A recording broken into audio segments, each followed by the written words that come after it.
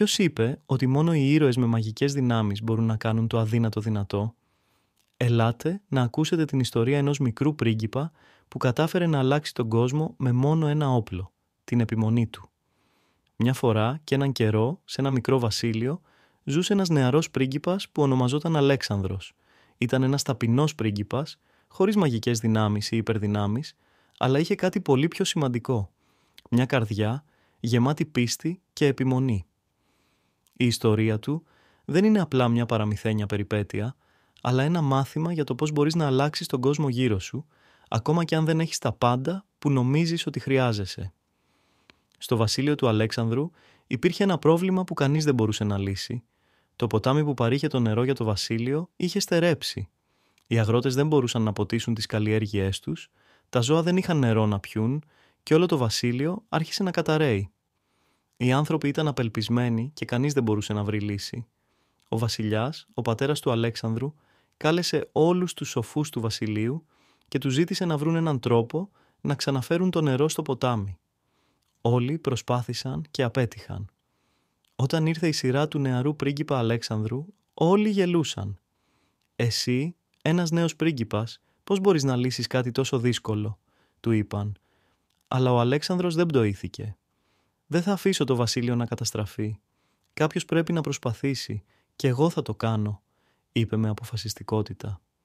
Ο Αλέξανδρος ξεκίνησε να ταξιδεύει σε όλο το βασίλειο για να βρει μια λύση. Είχε ακούσει ότι σε ένα μακρινό βουνό υπήρχε μια αρχαία πηγή, αλλά κανείς δεν είχε τολμήσει να την επισκεφτεί, γιατί οι δρόμοι ήταν γεμάτοι με θύελλες και δύσκολες καταστάσεις. Παρόλα αυτά, ο πρίγκιπας δεν έδωσε σημασία στις δυσκολίες. Έβαλε το σχέδιό του και άρχισε να ανεβαίνει το βουνό, χωρίς να φοβάται τα εμπόδια που έβρισκε στο δρόμο του. Μέρα με τη μέρα, οι προκλήσεις γίνονταν πιο δύσκολες. Καταιγίδες, δύσκολοι δρόμοι και επικίνδυνα ζώα. Αλλά ο Αλέξανδρος συνέχιζε να προχωρά βήμα-βήμα χωρίς να τα παρατάει. Μερικές φορές κουραζόταν και σκεφτόταν να γυρίσει πίσω, αλλά πάντα θυμόταν το βασίλειό του, τα πρόσωπα των ανθρώπων που περίμεναν να λύσει το πρόβλημα. Και κάθε φορά που σκέφτονταν να σταματήσει, κάτι μέσα του έλεγε να συνεχίσει. Γιατί ήξερε ότι αν δεν προσπαθήσει, τίποτα δεν θα άλλαζε. Αφού πέρασε πολλές δυσκολίες και φτάνοντας στην κορυφή του βουνού, ο Αλέξανδρος βρήκε την αρχαία πηγή. Ήταν καλυμμένη με πέτρες και σκόνη, αλλά ο πρίγκιπας δεν δίστασε. Χρησιμοποιώντας τα χέρια του και την αποφασιστικότητά του, κατάφερε να καθαρίσει την πηγή και να την ξαναφέρει στη ζωή. Μόλις το νερό άρχισε να κυλάει από την πηγή, ο Αλέξανδρος κατάλαβε ότι η δουλειά του δεν είχε τελειώσει ακόμα. Τράβηξε με κόπο το νερό στο ποτάμι και μέσα σε λίγες ώρες το νερό άρχισε να ρέει ξανά. Όλο το βασίλειο γιόρτασε τη νίκη του.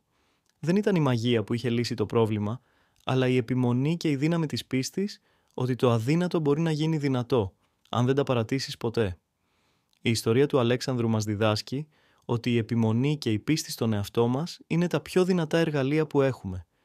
Δεν χρειάζεται να έχουμε υπερδυνάμεις για να πετύχουμε τα όνειρά μας, αρκεί να πιστεύουμε σε αυτά και να εργαζόμαστε καθημερινά για να τα καταφέρουμε. Όπως ο Αλέξανδρος, όλοι μπορούμε να ξεπεράσουμε τις δυσκολίες αν έχουμε το θάρρος να συνεχίσουμε, ακόμα και όταν φαίνεται ότι όλα είναι εναντίον μας. Αν αυτή η ιστορία σου έδωσε κουράγιο, κάνε εγγραφή για να μάθεις περισσότερα παραμύθια που εμπνέουν και διδάσκουν.